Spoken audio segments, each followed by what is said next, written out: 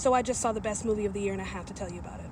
Real talk, I wasn't planning on doing a review on this at all. I don't have time, but it would be an absolute betrayal if I did not tell you, urge you, encourage you, manipulate you in some way into seeing this movie, because I have seen a lot of movies, yes?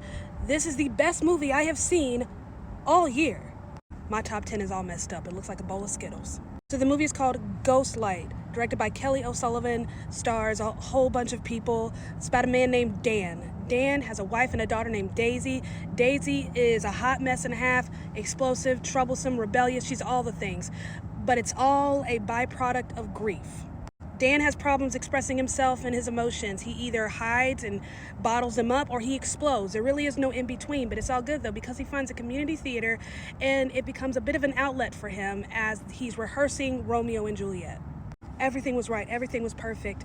The writing, the acting, the direction. God, this was just so beautifully done and so respectful of just the concept of grief, the metaphorical deep dive into grief, how we're paralleling the story of Romeo and Juliet, the warring of two families and the death of two children, this nonsensical death of two children, and what it looks like to go through these waves of emotions over a period of time, and how these emotions, grief, and how it affects people differently. Because we have a wife who's just the solid rock, who's been holding everything together and hasn't had a moment to really do her own grieving, because she's the solid rock, which I can relate to, because that's always been me and the family.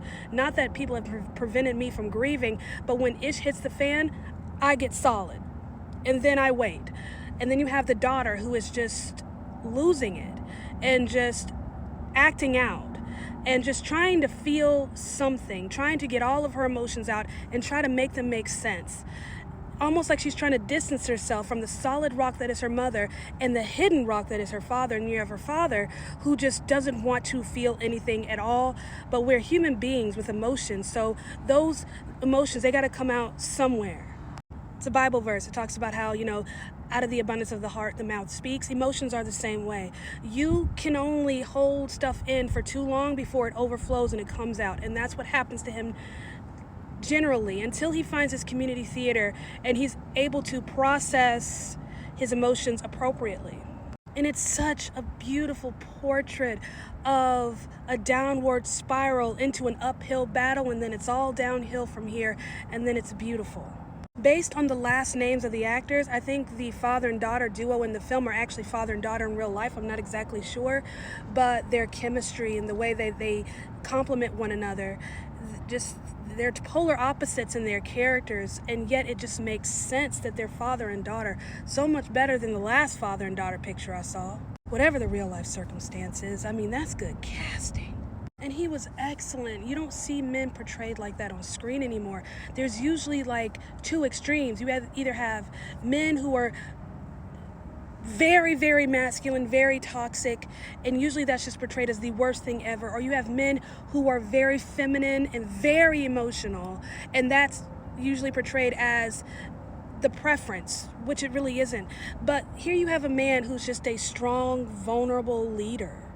The character development was quick and immediate and so expert. Everything we really need to know about these three main characters, father, mother, and daughter, we got in their first real scene together where we saw them interacting with each other and with another human being. Like, everything you really needed to know was right there, and then it just unfolds and unpacks and unlayers from there. God, this was so beautiful. The way I cried unnecessarily. Oh, my heart hurts. I'm hot and hungry, and I just want to just sit and cry in a room and stare at a wall. This is one of those movies that, whether intentionally or unintentionally, forces you to deal with your own problems. This is one of the reasons why we have cinema. This is why filmmaking and film in general is so important, especially in times where it's rough, it's hard. This is the escape. It's a way for us to really dig into our own emotions, dig into our own grief, dig into our own pain in a safe and controlled way. Oh, that was cathartic. If you ain't got nothing to do this weekend, I understand there's a whole bunch of other movies out this weekend, but this is the one. This is the one you don't want to miss. There is no point in you not going to see this in theaters. This is the movie you want to see right now. Yes, I liked Bike Riders. No, I didn't like The Exorcism. I saw that yesterday. I'll see Kinds of Kindness next week, but this is it. this is the one. Don't miss this. Like, I'm not one to tell you, go see this movie. You have to see this movie. It's a must-see. I'm breaking my own rule here. This is a must-see. Must-see.